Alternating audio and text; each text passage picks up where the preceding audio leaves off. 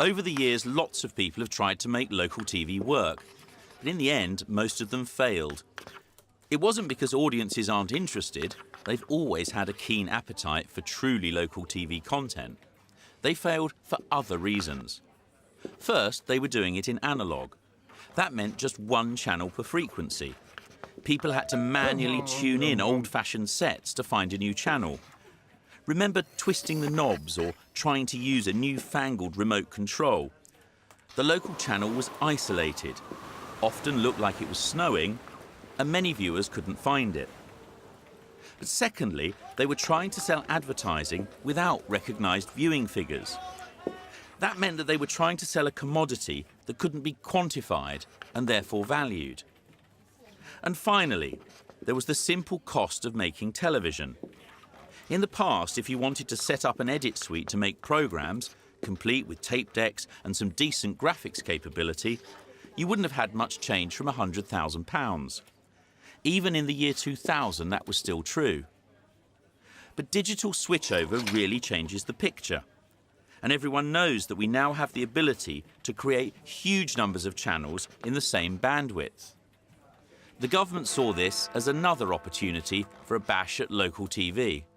The cost of cameras and editing kit has dropped dramatically. Today, department stores are selling laptops and editing software for around £600. And these systems have an editing capability that the suites of a decade ago could not have dreamed of. Whilst the cost of being a programme maker dropped, there's still a massive financial barrier to entry. The costs of being a programme broadcaster are still so high as to make it simply unsustainable for smaller channels. Masts, antenna, national data networks, transmitters, these are major and complex investments.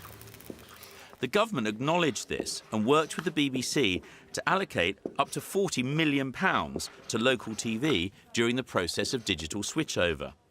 £25 million was to build the local TV multiplex and the infrastructure. So, what infrastructure would local TV need? Well, each of these stations needs to be connected to their transmitter. So we could just put lines in between the studio and the transmitter. Job done. Well, no. Digital television is not just about delivering a signal. It's about complex data management. The system is run by data, not just made up of video. Every Freeview television needs to know which stream of data is which, and each multiplex or frequency carries the data related to every other channel on Freeview. So yes, every channel also needs to be connected to a central collator to get that data. At each site you need a box to receive that data and insert it into the broadcast. Then the stations would need another link to the BBC if they want to take advantage of the offer the BBC has made to acquire programming. Then they would need to connect to networks that deliver TV adverts. And each station would need a playout system, as well as software to schedule their programmes and to deliver electronic programme guide data to the central collator. Imagine this, replicated by every local TV channel. The number of lines and connections and technical equipment being managed in multiple locations is huge. A very expensive cobweb. And all of those costs would have to be paid for by the local television operators out of their revenues. But it gets worse. At each of these transmission sites, there's the capacity to broadcast not one, but 3 new channels. To use that additional capacity, connections have to be made between every transmitter site and the broadcasters that buy the capacity. This model means multiplexers and EPG data managers and encoders and decoders at dozens of sites up and down the UK. And who would maintain those? Who would fix them? And who would pay for and manage the lines? That's where the idea for Comux came from. We thought of another way to do this. We proposed creating one network operations centre to manage all of the back-office transmission services on behalf of the local TV channels. We said we would build one centre in Birmingham to house the data, scheduling and playout systems. A cost-efficient centre with one connection to the BBC. one connection to the advertising sales houses, one connection to the central collator, and the other 2 channels can be delivered once to Birmingham.